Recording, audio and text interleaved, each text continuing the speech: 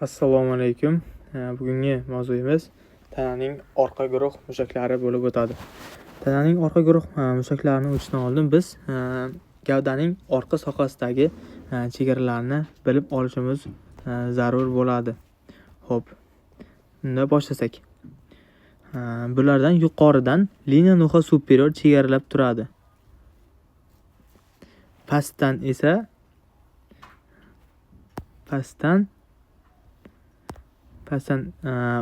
os coccygus, dum va os sacrum va os ilium ikki yondan chegaralab turadi, ya'ni suyaklari.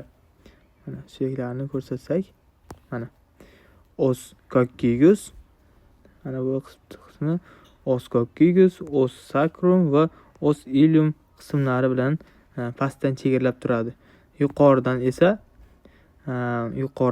linea axillaris posterior chegaralab turadi. Ikki yondan linea axillaris posterior chegaralaydi. Xo'p, endi orqa sohaning alohida sohalarga bo'lib chiqsak, orqa sohasini, orqa sohani alohida sohaga bo'lib chiqamiz. Bunda asosan o'rtangi, mana shu o'rtadan o'tgan chizig'i mana shu vertebralis deb olamiz. Shu sohani riga vertebralis deb olamiz. Keyin esa riga vertebralis deb oldik birinchi sohani. Keyin bu yondan, ikki yondan riga scapularis joylashgan bo'ladi. Mana riga scapularis, bu qismda scapula joylashgan. Riga scapularisning yuqori qismida riga suprascapularis, scapularis va vertebralisning orasida intravertebralis, bu tomonda yuqorida suprascapularis, uni pastda esa infrascapularis joylashgan bo'ladi. Mana infrascapularis joylashgan bo'ladi. Xo'p, infrascapularisning pastki qismida lumbaris qismi joylashgan bo'ladi. Mana shu qismi lumbaris. Bu lumbaris qismi 12-qovurg'adan pastga bo'ladi. Riga sacralis esa bu tog' soha hisoblanadi. Mana shu soha riga sacralis. Bu dumg'aza konturiga mos keladi. Endi orqa guruh mushaklari asosan shu bir necha qavatdan iborat bo'ladi. Buni ikkita katta guruhga bo'lamiz. Yuza va chuqur guruh mushaklariga bo'lamiz. Yuza qavat mushaklari alohida yana 3 guruhga bo'linadi. Birinchi, ikkinchi, uchinchi qavat muskullari, ya'ni u ham yuza, o'rta va chuqur qavat muskullariga bo'linadi. Yuza qavatning o'zi ham. Xo'p, endi yuza qavatning birinchi qavatiga keladigan bo'lsak, musculus trapezius. Musculus trapezius bu muskul trapeziyasimon shakldagi muskul hisoblanadi. Mana ko'rib o'tganimiz. Uning boshlanishi bu muskul endi xossasiga keladigan bo'lsak, boshlanishdan oldin xossasiga keldik. Yuza qavat mushaklarining birinchi qavatiga kiradi dedik. Uchburchak shaklda ikkita uchburchak birlashib, ikki yondan bitta chiziqni hosil qiladi va u chiziqlar, o'sha birlashgan chiziq jami bitta muskul paydo bo'lib, bu muskul o'ng va chap muskullar birikib trapeziya shaklini oladi. U muskul orqaning yuqoriga va bo'yinning oldingi sohasida, mana ko'rib o'tganimizdek, orqaning yuqoriga va bo'yinning yuqoriga muskullarni qoplab turadi. Xo'p, bu mushak 3 qismdan iborat bo'ladi. Pars ascendis, ya'ni ko'tariluvchi qismi, pars ascendis, pars descendis ko'tariluvchi qismi, bu qismi descendis D deb belgilaymiz. Bu qism trapezius, buni T deymiz. Pastki qismi esa ya'ni ko'tariluvchi qism deymiz. Bu qismda biz ascendis qism deb ataymiz. A harfi bilan belgilaymiz. D, T, A. Xo'p. Endi har bir qismni izohlab ketadigan bo'lsak, xo'p, bu mushakni harakatlanishiga keladigan bo'lsak, mana. Xo'p, mana. Bu transversusni qiladigan ishi. Xo'p, mana. Musculus descendis, ya'ni tushuvchi qismi, buni D deb oldik-ku. Descendis bu yuqorgi qism deb ham nomlanadi. Protubir antera externadan, mana protubir antera externa. Hozir.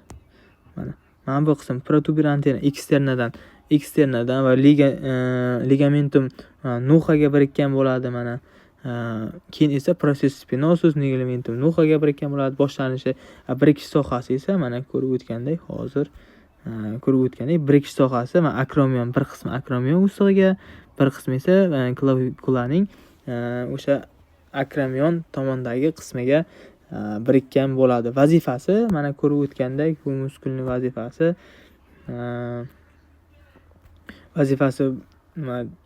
descendis qismini, shu kurak suyagini va yelkani ko'taradi, bo'yinni qarama-qarshi tomonga burish vazifasini ham bajaradi.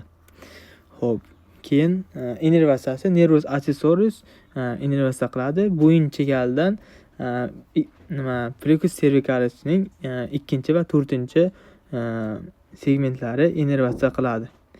Keyingi sohamiz xo'p, bu ham mana bu aytib o'tgandek o'sha kurakni ko'tarish sohasi. Mana bu ham o'sha descendis mushaklari bilan qisqaryapti. Descendis va transversus birgalikda. Endi mana bu transversus qismi. Transversus musculus transversus ko'ntalang qismi deb ataladi. Boshlanishi processus spinosus 1-5 ko'krak umurtqalar o'sig'idan processus spinosusdan boshlanadi. Birikishi fascia superior spina scapulaga, uning ko'krakning yuzasi va margo medialis processus acromialisga birikkan bo'ladi. Vazifasi kurak suyaklarni ko'rib o'tganimizdek bir-biriga yaqinlashtirish, tashqi tarafga burish vazifasini ham bajaradi. Xo'p, mana kurak suyaklarni bir-biriga mana tashqi tomonga ma'lum bir anusi ham ko'tarish vazifasini ham bajaradi. Ozgincha ko'tarishda ham oz miqdorda ishlayapti. Xo'p, mana bu descendis sohasi bilan birga ishlash jarayoni bu. Xo'p, keyingi buni aytgancha hozir transversus qismi innervasiyasi nervus accessoris innervasiya qiladi. Plexus cervicalisning 2-4 segmentlari innervasiya qiladi. Xo'p, mana descendis qismi, mana boya aytganimdek descendis qismi bir tomonlama shu qisqasi o'sha bo'yinda qarama-qarshi tomonga bukish vazifasini ham bajaradi degan edik.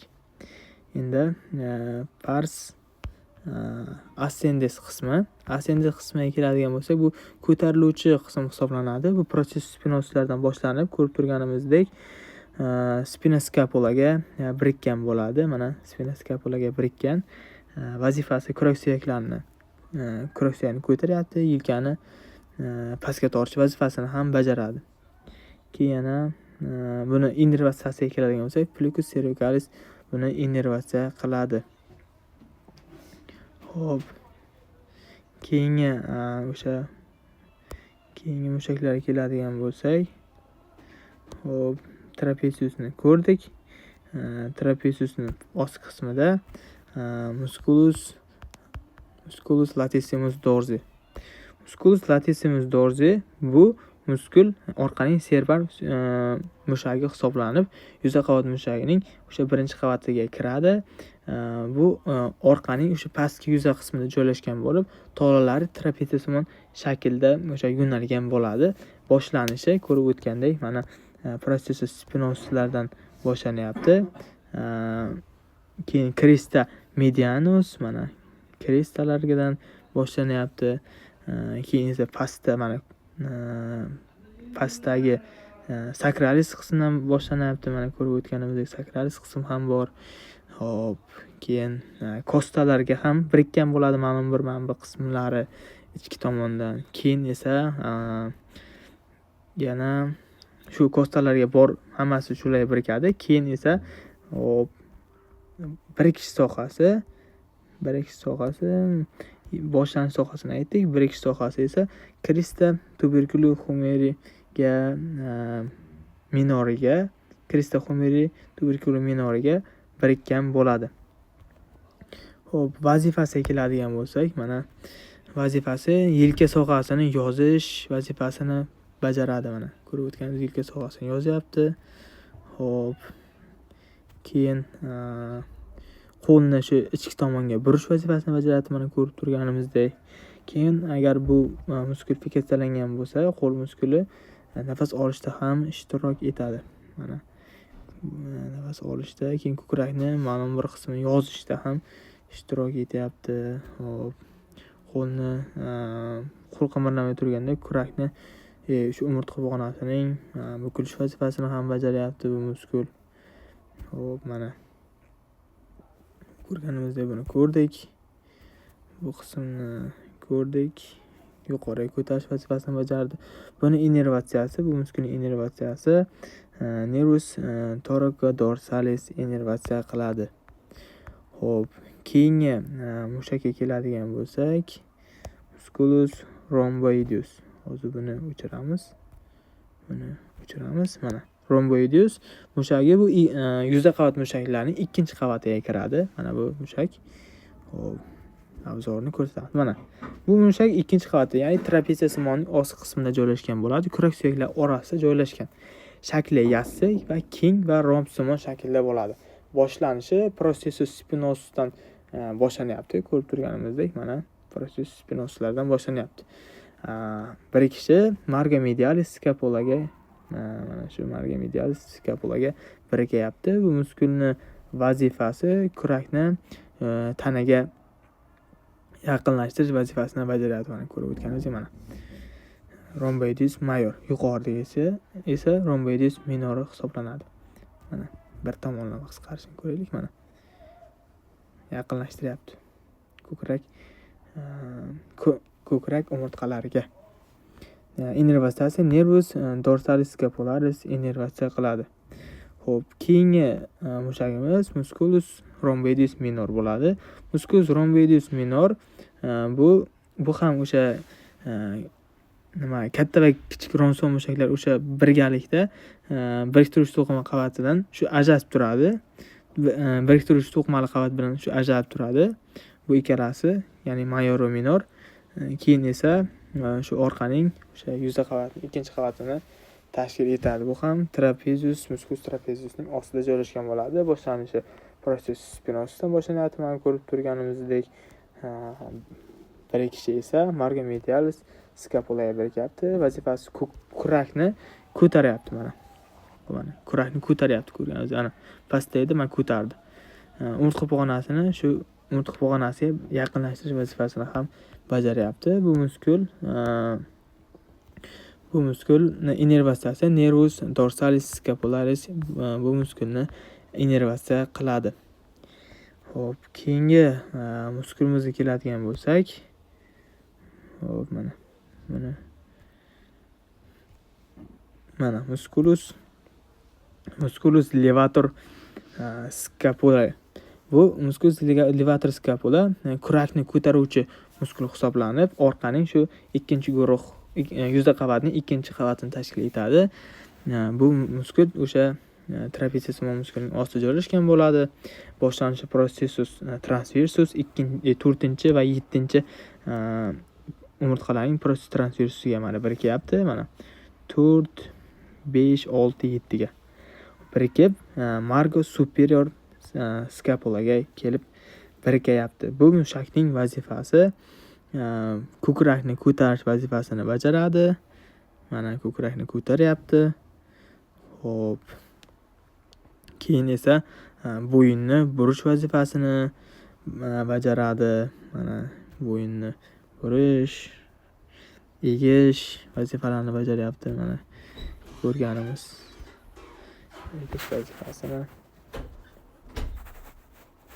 egish vazifasini bajaryapti. Mana u orqaga egayapti. Mana innervatsiyasi nervus dorsalis scapulae buni innervatsiya qiladi. Hop, keyingi mushakka o'tadigan bo'lsak, keyingi mushagimiz hop, musculus serratus. Serratus bu 3-qavatga kiradi. Mana shu qism serratus posterior. Mana bu serratus posterior yuqoriga musculus serratus posterior superior yuqoriga tishsimon mushak hisoblanadi. Orqaning o'sha yuqoriga jismon mushak hisoblanadi. Bu yuza qavat mushaklarning 3-qavati. Boyagisi 2-qavat edi. Rhomboideus mayor va minorlar, levatorlar 2-qavat edi. Bu 3-qavat. Bu rhomboideus mayor va minorning shu osti qismida joylashgan bo'ladi bu. Boshlanishi processus spinosusdan boshlanib birikishi o'sha kostaga birikadi. Processus spinosus 6 va 7, 8 o'sha processus spinosuslardan bo'yin umurtqasini 6-7dan va 1-2 ko'krak umurtqalarning processus spinosuslariga birikadi va boshlanadi. Birikishi angulus costolateralisga birikadi. Ya'ni o'sha chetki qovurg'a burchagiga birikkan bo'ladi. Vazifasi qovurg'alarni ko'tarish vazifasini bajaradi. Mana qovurg'alarni ko'taryapti. Qovurg'alarni ko'tarish vazifasini bajaryapti. Nafas olishda ishtirok etadi. Buni innervatsiyasi nervus intercostalis buni innervatsiya qiladi. Xo'p, keyingi mushakka keladigan bo'lsak, posterior superiorni ko'rib o'tdik. Keyinda posterior inferiorni ko'ramiz. Mana posterior inferior avzori. Mana posterior inferior, mana musculus posterior inferior. Bu muskul o'sha orqaning pastki jismon mushagi hisoblanib, orqaning o'sha yuza guruh mushaklarining 3-qavatini tashkil etadi. Yassi yupqa bo'lib, o'sha musculus latissimus dorsining ostki qismida joylashgan bo'ladi. Boshlanishi processus spinosusdan boshlanib, o'sha processus spinosus qaysilar? Ko'krakning 12, 11, belning esa 1-2 processus spinosuslariga birikkan bo'ladi, boshlangan bo'ladi. Birikishi kosta, ya'ni o'sha qovurg'aning 9, 12 qovurg'alariga 9-qovurg'adan boshlab 12-qovurg'alargacha birikkan bo'ladi. Vazifasi qovurg'alarni pastga tortadi. Mana ko'ramiz, qovurg'alarni pastga tortish vazifasini bajaradi. Innervatsiyasi nervus intercostalis buni innervatsiya qiladi. Mana pastga tortyapti. Xo'p, orqaning yuza qavat mushaklarini ko'rib o'tdik. Endi orqaning chuqur guruh mushaklariga keldik. Orqaning chuqur qavat mushaklari. Xo'p, chuqur qavat mushaklariga kelamiz endi. Orqaning chuqur qavat mushaklari. Xo'p, mana bundan boshlaymiz. Orqaning chuqur qavat mushaklari asosan o'sha qovurg'a tomonga o'sha birikkan bo'ladi. Ko'pchiligi o'sha chuqur qavat mushaklarining klassifikatsiyasiga keladigan bo'lsak, bular qirrali, o'sha ko'ndalang o'siqlar orasida joylashgan mushaklar bo'ladi. Keyin umurtqa pog'onasini tiklovchi mushaklar bo'ladi, ya'ni o'sha umurtqadan boshlab umurtqaga birikadi. Keyin ko'ndalang va qirrali o'siqlar orasidagi mushaklar bo'ladi. Keyin segmentar mushaklar bo'ladi, ensa osti mushaklari bo'ladi, ya'ni musculus suboccipitalis mushaklari bo'ladi. Dastlab biz qirrali ko'ndalang o'siqlar orasidagi mushaklar, ya'ni musculus spinotransversalislarni ko'ramiz. Bunda spinotransversal mushaklar o'sha spinadan boshlanib, transversusda tugaydi. Bunda musculus splenius capitis mana bu ko'rib turganimiz musculus splenius capitis hisoblanadi. Bu musculus splenius capitis boshning qaysi tomon mushagi hisoblanib, musculus spinotransversalislar turkumiga kiradi. Boshlanishi ko'rib turganimizdek processus spinosusdan boshlanyapti. Birikishi esa linea nucha superior va processus mastoideusga kelib birikkan bo'ladi. Mana suyak qo'yamiz. Bu processus mastoideusga va linea nucha superiorda birikkan bo'ladi.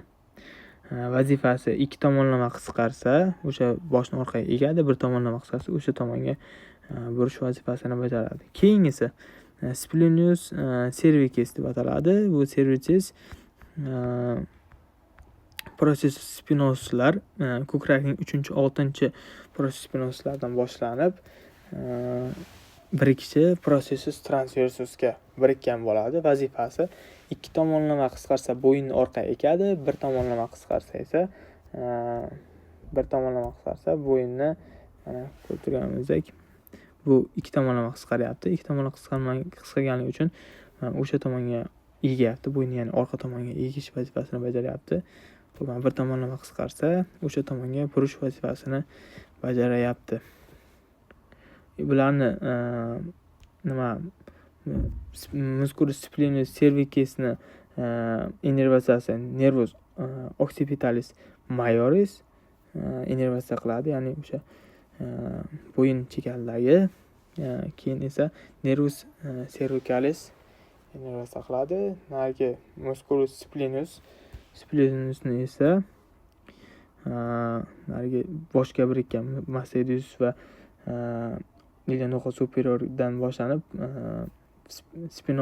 bo'yinning spinoslariga birikkan mushagimiz, ya'ni o'sha musculus splenus capitis innervatsiyasi nervus cervicalis hisoblanadi.